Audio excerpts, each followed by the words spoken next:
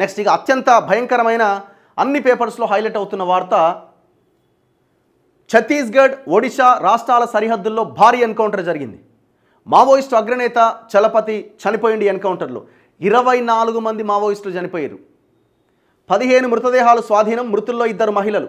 24 members. మరో భారీ encounter, మావోయిస్టులకు మరో భారీ ఎదురు దెబ్బగా మనం చెప్పొచ్చు.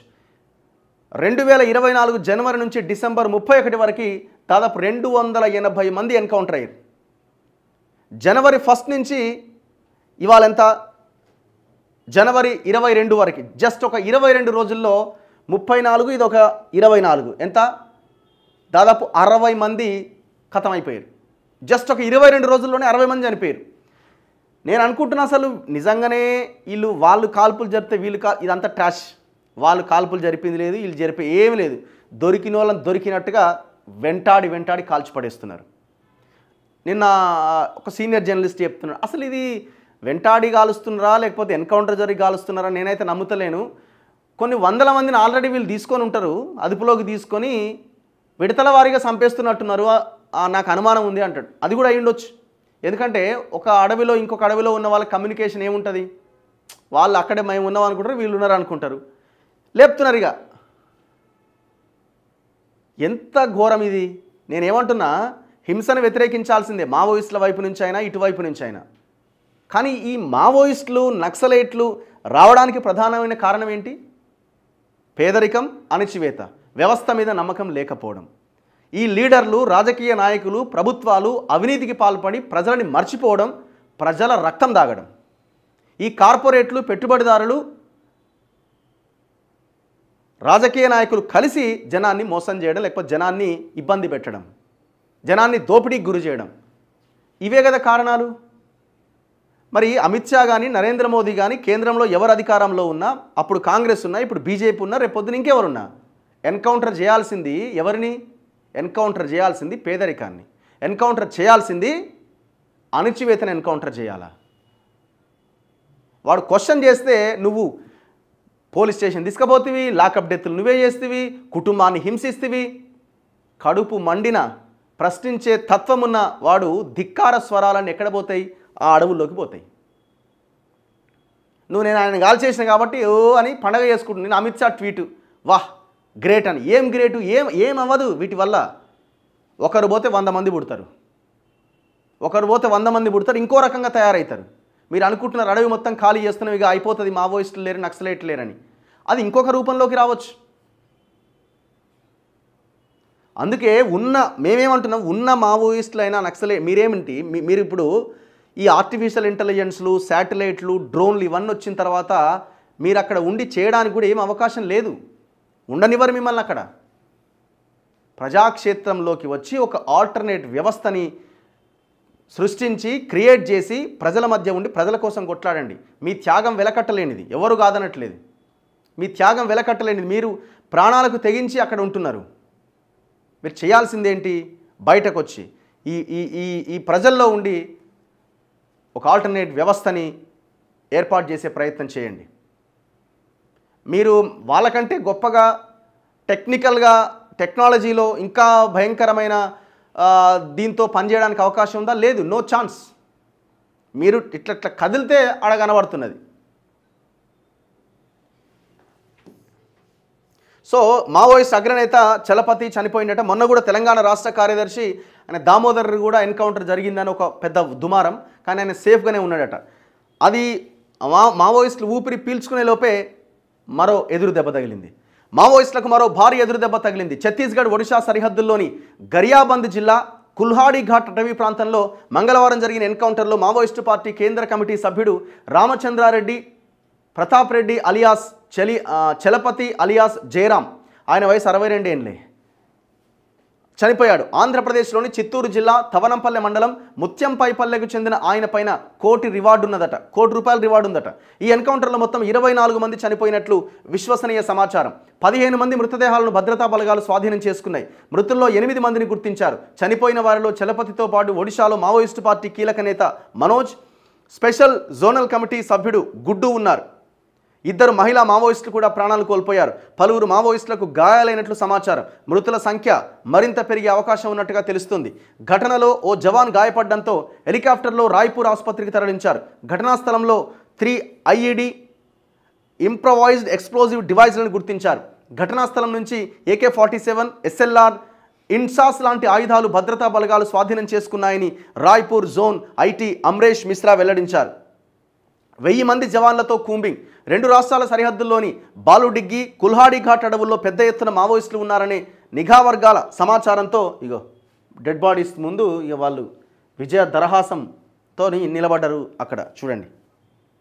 సమాచారంతో ఛత్తీస్గఢ్, ఒడిశాకు చెందిన E-30, కోబ్రా 207, CRPF 65, 211 బెటాలియన్లు, నువాపడ SOG సంయుక్త బలగాలతో కూడిన దాదాపు 1000 మంది జవాన్లు ఈ నెల 19న కూంబింగ్ ప్రారంభించారు.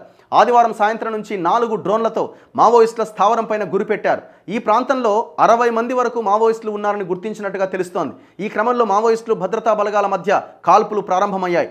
మంగళవారం తెల్లవారుజామున మావోయిస్టు నేతల స్థావరాన్ని భద్రతా బలగాలు చుట్టుముట్టడంతో ఇరు వర్గాల మధ్య భీకర కాల్పులు చోటు చేసుకున్నాయి. గరియాబంద్ SP నిఖిల్ అశోక్ కుమార్ రఖేచా, ఒడిశా రాష్ట్రంలోని నువాపడ SP రాఘవేంద్ర, ఒడిశా DIG వీళ్ళందరూ కలిసి ఈ ఆపరేషన్లో పాల్గొన్నారట.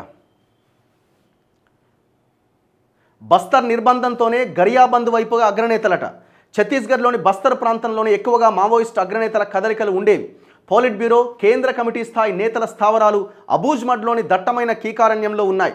గరియాబంద్ లాంటి అడవుల్లో DVCM, ACM స్థాయి నేతలు మాత్రమే సంచరిస్తూ, అంటే డివిజనల్ కమిటీ సభ్యులు కానీ ఏరియా కమిటీ సభ్యులు కానీ సంచరిస్తూ కార్యకలాపాలు నిర్వహించేవారు. ప్రస్తుతం బస్తర్ అడవుల్లో తీవ్ర నిర్బంధం అమలవుతుండడంతో అగ్రనేతలు ఒడిశా సరిహద్దుల్లో ఉన్న గరియాబంద్ వైపు వచ్చినట్టుగా తెలుస్తుంది. చూసిరా ఎట్లా కనుక్కున్నారు వాళ్ళు? చీమ చిటుక్కుమంటే వాళ్ళకి తెలిసిపోతున్నది. మావోయిస్టులకు అత్యంత సురక్షిత ప్రాంతమైన అబూజ్మడ్ అడవుల్లో భద్రతా బలగాలు ఎక్కడికక్కడ ఫార్వర్డ్ ఆపరేటింగ్ బేస్లు ఏర్పాటు చేస్తుండడంతో నిఘా తీవ్రతరమైంది. నిరంతరంగా జరుగుతున్న ఎన్కౌంటర్లతో సురక్షిత ప్రాంతాలకు అగ్రనేతలు పయనమవుతున్నారు. ఈ క్రమంలోనే బస్తర్ నుంచి మెయిన్పూర్ మీదుగా ఒడిశా వైపుగా మావోయిస్టుల కదలికలు ఉన్నాయి. దీన్ని పసిగట్టిన భద్రతా బలగాలు వ్యూహాలు మార్చుకుంటూ వెంటాడుతుండడంతో మావోయిస్టులు చెల్లాచెదరవుతున్నారు. జస్ట్ ఒక 21 డేస్లో 42 మంది చనిపోయారు. ఛత్తీస్గఢ్లో భద్రతా బలగాలు చేపడుతున్న కూంబింగ్ ఆపరేషన్లతో మావోయిస్టులకు తీవ్ర ప్రాణ నష్టం వాటిల్లుతోంది. ఈ నెల 16వ తేదీన పూజారి, కాంకేర్ అటవీ ప్రాంతంలో జరిగిన ఎన్కౌంటర్లో 16 మంది చనిపోయారు. గరియాబంద్ జిల్లాలో సోమవారం జరిగిన ఎదురుకాల్పుల్లో 2 చనిపోయారు. తాజాగా గరియాబంద్ జిల్లాలో జరిగిన ఎదురుకాల్పుల్లో 24 మంది మరణించడం మావోయిస్టు పార్టీకి శరాఘాతంగా మారింది. గత ఏడాది జరిగిన ఎన్కౌంటర్లలో 219 మంది మావోయిస్టులు మరణించగా ఈ ఏడాది 21 రోజుల్లోనే 42 మంది నేలకొరిగారు. 2016 వరకు పోలీసులకు చలపతి ఫోటోలేవి లభించలే. భార్య అరుణతో సెల్ఫీ తీసుకోగా ఆ చిత్రాన్ని తన సోదరుడైన ఆజాద్కు ఆమె పంపించింది. 2016లో జరిగిన ఎన్కౌంటర్లో ఆజాద్ మరణించిండు. భద్రతా బలగాలు స్వాధీనం చేసుకున్న ల్యాప్టాప్లో చలపతి ఫోటో లభించింది. అతను ఎలా ఉంటాడో అప్పుడే బాహ్య ప్రపంచానికి తెలిసింది. హూ ఈజ్ చలపతి అంటే కిడారి సివేరీల హత్యల్లో ఆయనది కీలక పాత్రట. ఎవరైనా 1988లో పట్టు పరిశ్రమ శాఖలో ఫీల్డ్ ఫోర్మెన్గా పార్వతీపురంలో గవర్నమెంట్ ఉద్యోగం చేసిండట. 90లో అజ్ఞాతంలోకి పోయిండు. అప్పటి పీపుల్స్ వార్ ప్రస్తుత మావోయిస్టు పార్టీలో చేరి క్రమంగా కేంద్ర కమిటీ సభ్యుడి స్థాయికి ఎదిగిండు. ఎక్కువ కాలం AOBలో పనిచేసిండు. ప్రస్తుతం కేంద్ర కమిటీ సభ్యుడి హోదాలో ఒడిశా రాష్ట్ర కమిటీకి మార్గనిర్దేశం చేస్తున్నాడు. ఒడిశా, ఆంధ్రప్రదేశ్లో అనేక దాడుల్లో పాల్గొన్నాడు. 2018లో అప్పటి అరకు ఎమ్మెల్యే కిడారి సర్వేశ్వరరావు, మాజీ ఎమ్మెల్యే సివేరి సోమలను హతమార్చిన ఘటనకు చలపతి నేతృత్వం వహించిండు. భార్య సైతం మావోయిస్టు పార్టీలోనే ఉన్నారట. చలపతి భార్య అరుణ అలియాస్ వెంకట రవి చైతన్య ప్రస్తుతం Maoist party AOB zonal committee సభ్యురాలిగా పనిచేస్తోంది. కిడారి సర్వేశ్వరరావు, సివేరి సోమలను హతమార్చిన ఘటనలో ఆమె కూడా పాల్గొన్నది. అరుణది విశాఖపట్నం జిల్లా పెందుర్తి మండలం కరకవానిపాలె గ్రామం. ఆ పాయింట్ ఏంటంటే, ఇప్పుడు మావోయిస్టులు ఇంతమంది చనిపోతున్నా కూడా అయ్యో అని ప్రజలు అనుకుంటున్నారా? ప్రజలు అయ్యో అని అనుకోవట్లే.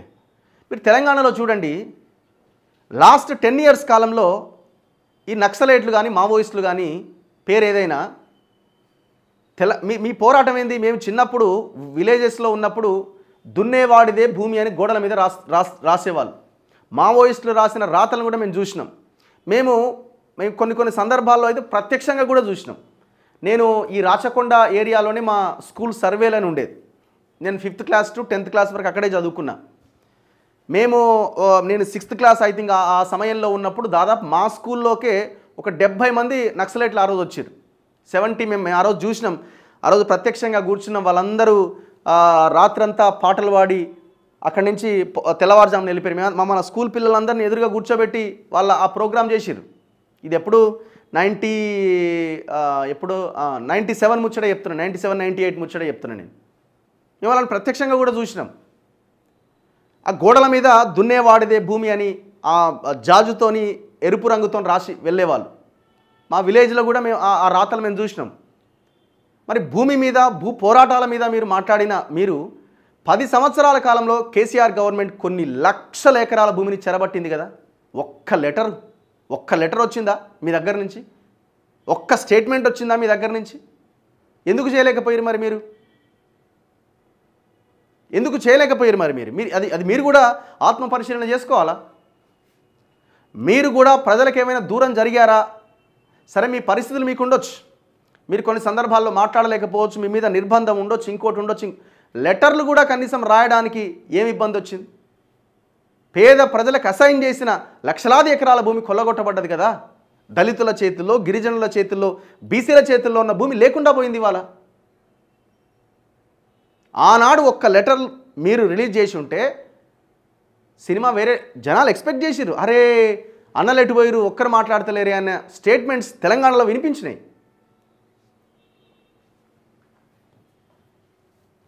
నిన్న అమిత్ షా స్టేట్మెంట్ ఇచ్చారు, కొన ఊపిరితో ఉంది మావోయిస్టు పార్టీ అని. ఛత్తీస్గఢ్, ఒడిశా సరిహద్దులో జరిగిన ఎన్కౌంటర్ సిపిఐ మావోయిస్టు పార్టీకి మరో ఎదురు దెబ్బ అని, పెద్ద దెబ్బ అని కేంద్ర హోంమంత్రి అమిత్ షా అభివర్ణించారు. దేశాన్ని తీవ్రవాద రహితంగా మార్చే దిశగా భద్రతా బలగాలు భారీ విజయం సాధించినాయి. మోదీ ప్రభుత్వ సంకల్పం, భద్రతా బలగాల ఉమ్మడి ప్రయత్నాలతో దేశంలో మావోయిస్టు పార్టీ కొన ఊపిరితో ఉందని ఆయన ఎక్స్లో పేర్కొన్నారు. ఛత్తీస్గఢ్లో 2026 మార్చిలోపు మావోయిస్టులను నిర్మూలిస్తామని సీఎం విష్ణుదేవ్ సాయ్ పేర్కొన్నారు. వాళ్ళు చేస్తారు, అది వాళ్ళు చేయడానికి పగడ్బందీ ప్రణాళిక రచించుకున్నారు. మీ ప్రణాళిక ఏంటన్నది మీరు ఆలోచించుకోండి. అండ్ ఇంకొకటి, సరే ఇదంతా వదిలిపెడితే అమిత్ షా స్టేట్మెంట్లో కొన ఊపిరితో ఉన్నది మావోయిస్టు పార్టీ, కొన ఊపిరితో ఉండి మావోయిస్టు పార్టీని తీసేస్తే పేదరికం పోదు, అణచివేత ఆగదు.